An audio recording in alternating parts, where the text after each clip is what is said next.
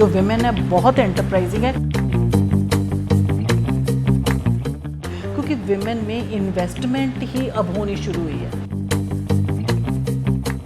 पहले विमेन की एजुकेशन में इन्वेस्टमेंट नहीं होती थी, तो उनके रिटर्न्स तो फिर वो घर ही रह गई। ये एक तो वो डिसीजन नहीं ले सकती, उनका क्यों रोल नहीं है, वो डिसीजन नहीं ले सकती, क्योंकि जो इधर मेन है ना वो पैट्रियार्कल, वो कहते हैं हमें ज़्यादा पता है। उधर ऑर्चर्ड्स में, वेजिटेबल्स में या वहाँ पे वो पार्टिसिपेट कर सकती है, पर कोई डिसीजन मेकिंग नहीं होगी। न्यू जनरेशन जो है वो स्टार्टअप्स कर सकते हैं। मैम, पंजाब एग्रीकल्चर के लिए जाना जाता है। पंजाब का एग्रीकल्चर बहुत रिच है, अभी तक बहुत प्रॉस्परस है। वीमेंस का कितना कंट्रीब्यूशन है यहाँ के एग्रीकल्चर में? एक्चुअली ना जो विमेन है ना, ये पैट्रियार्कल सोसाइटी है, इधर इनका रोल बहुत कम है। जो तो फार्मर्स की वाइफ्स हैं उनका कम है, जो लैंडलेस की वाइफ्स हैं उनका ज़्यादा है। क्योंकि जो लैंडलेस है ना वो ऑपरेशंस करती है, जैसे पिकिंग ऑफ वेजिटेबल्स, ऑर्चर्ड्स में वेजिटेबल्स, कोई कुछ भी ये काम कर लेती हैं, तो उनको पैडी ट्रांसप्लांटेशन में तो उनको उसकी वेजेस मिलते हैं। जो विमेन है या फार्मर्स की, स्मॉल फार्मर्स, या तो कोई एम्प्लॉयड हो, कोई टीचर लगी है, डॉक्टर है, कोई कुछ है, वो तो एम्प्लॉयड है। बाकी उनकी इन्वॉल्वमेंट इनडायरेक्ट इन्वॉल्वमेंट है, जैसे घर में डेयरी फार्म में, ठीक है, वो घर के उसमें कर लेंगी, मिल्किंग में, घी बटर बनाने में, सेलिंग ऑफ मिल्क में, सेल ऑफ मिल्क में उनका कंट्रीब्यूशन है। बाकी जो कंट्रीब्यूशन है वहाँ पे जो क्लीनिंग है डेयरी फार्म की, या मेकिंग ऑफ काउडंग केक्स है, तो वो सारी जो है कि वो लैंडलेस की वाइफ्स करती हैं, मेड्स करती हैं, एम्प्लॉय करती हैं वो लेडीज़, ठीक है।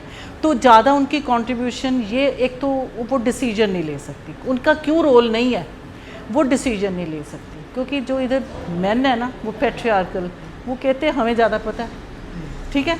तो वो इंडायरेक्ट काम तब करती है जो मेन नहीं कर सकते, वो घर पे कर लेते हैं। नहीं मैडम, एक चीज़ ये कि पैट्रियार्कल सोसाइटी है तो वो उनको चांस नहीं दे रहे हैं। आपको लगता है कि एग्रीकल्चर इतना स्ट्रांग हो चुका है कि अगर वो चॉइस के साथ उसे अडॉप्ट करना चाहे तो वो अच्छी लाइफस्टाइल को परस्यू कर सकती हैं? क्योंकि राइस फेड क्रॉपिंग पैटर्न है, वो सारा कुछ ना एक कंडीशन सा हुआ है। तो या तो कोई अलग काम करें, डाइवर्सिफाई करें फार्मर्स, कि जी हमने वेजिटेबल्स लगानी है, फ्रूट्स लगानी है, तो विमेन को उधर ऑर्चर्ड्स में, वेजिटेबल्स में या वहाँ पे वो पार्टिसिपेट कर सकती हैं, पर कोई डिसीजन मेकिंग नहीं होगी उनकी। मैम, आप एग्रीकल्चर यूनिवर्सिटी से एसोसिएट हैं। हाँ, यहाँ की जो लड़कियाँ जो एकेडमिक्स करने के लिए आती हैं, हाँ, वो कर लेती हैं। वो कितनी प्रिपेयर्ड है? हाँ, वो बहुत प्रिपेयर्ड है। वो एडीओज लगी हैं, वो टीचर्स एग्रीकल्चरल इंस्टीट्यूशन में, वो बहुत केवीकेज में लगी हैं, वो काफ़ी बहुत they are doing very well. New generation जो है वो स्टार्टअप्स कर सकते हैं।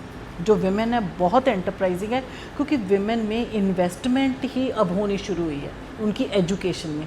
पहले विमेन की एजुकेशन में इन्वेस्टमेंट नहीं होती थी, तो उनके रिटर्न्स तो फिर वो घर ही रह गई। अब जो है ना 30-40 साल पहले एजुकेशन स्टार्ट हुई, तो अब जो विमेन है ना वो काफ़ी आगे है। स्टार्टअप्स अपने गवर्नमेंट वीमेंस को स्टार्टअप करने के लिए उन्हें कोई सब्सिडी भी देती है, बड़ा कुछ है, नाबार्ड की पॉलिसीज़ है, पंजाब गवर्नमेंट की पॉलिसीज़ है, तो उनको सब्सिडी में रेट ऑफ इंटरेस्ट भी कम होता है।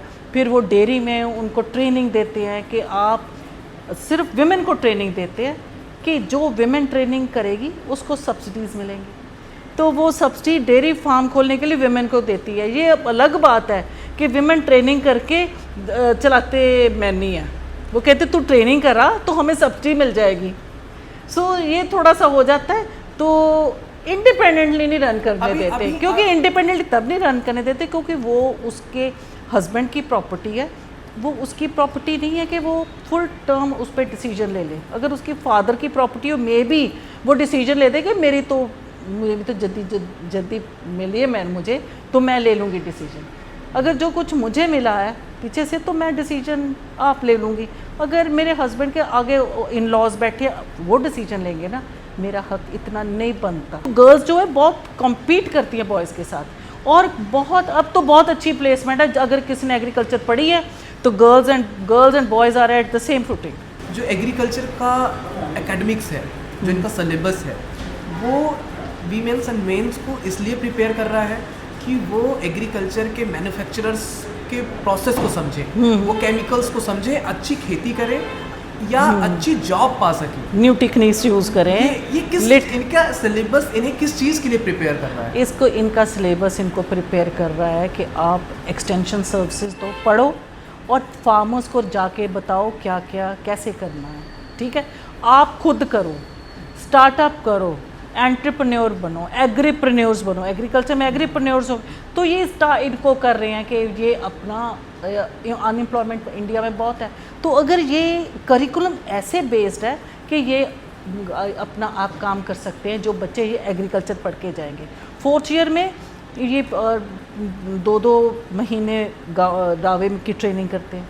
ठीक है, सारा उधर उनका पढ़ के आते हैं गांव में क्या होता है। There is very difference between theory and practical. Theory तो पढ़ ली 3 साल, फिर जाके गांव में ग्राउंड रियलिटीज़ देखते हैं अभी क्या एक्चुअली एग्रीकल्चर है, थ्योरी में क्या पढ़ा था और अब प्रैक्टिकली कैसे इसको फेस करना है। ठीक है ना, फिर वे एग्रो इंडस्ट्रियल अटैचमेंट्स में ये साथ जाते हैं, उधर 1-1 महीना ट्रेनिंग लगाते हैं, फिर एक्सपीरियंशियल लर्निंग इनकी है, प्रोग्राम है, तो वो सीखते हैं 3-3, 4-4 महीने। एक ही जैसे मशरूम हो गया, बी कीपिंग हो गई, वो सीख लेते हैं, फूड प्रोसेसिंग, ताकि ये आगे जाके अपना कुछ सेटअप कर सकें। और गवर्नमेंट उनको एड भी देते हैं, सब्सिडीज़ भी देता है कि तो आप स्टार्टअप करो। अब तो बहुत पॉलिसीज़ गवर्नमेंट की आ गई है फॉर द यंगर वंस, कि हम भी इनको बहुत करते हैं।